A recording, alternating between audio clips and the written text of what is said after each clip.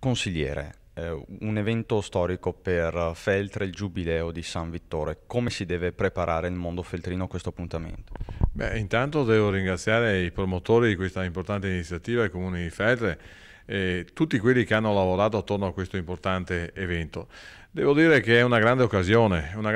per la città, per la provincia di Belluno, per la regione del Veneto, anche in analogia a quello che è accaduto in altre realtà del Veneto, dove queste importanti manifestazioni religiose hanno portato tanta gente, hanno portato anche economia, turismo e anche alla fine la conoscenza di questi territori. Noi potremo veramente fare una regia unica sulla gestione di questo evento, anche in considerazione dell'altro evento che è stato presentato il 1° di gennaio dal sottoscritto insieme ai sindaci della Via dei Papi. Il 15, 16, 17 di giugno a Castel Gandolfo presentiamo ufficialmente di fronte al Papa questa importante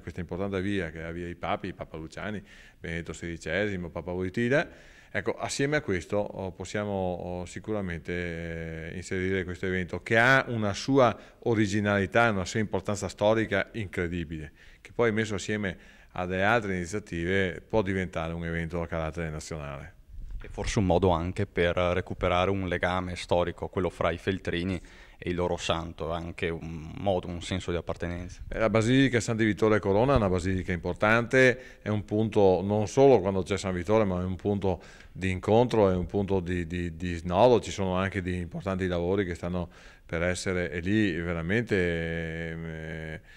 c'è bisogno anche di aiuto, perché c'è un grosso sacrificio da parte della diocesi per realizzare questi importanti lavori, ma al di là di questo potrebbe diventare ancora di più, ripeto, per la provincia, ma per il Veneto, per la nazione italiana anche, dico io, perché Santo Vittore è qualcosa che è un santo che non è dimenticato, è un santo che è ancora presente nelle nostre memorie, nelle nostre preghiere. Ecco, potrebbe diventare una grande occasione, non solo religiosa, ed è importante questo, ma anche spirituale, anche economica, anche turistica, senza strafare.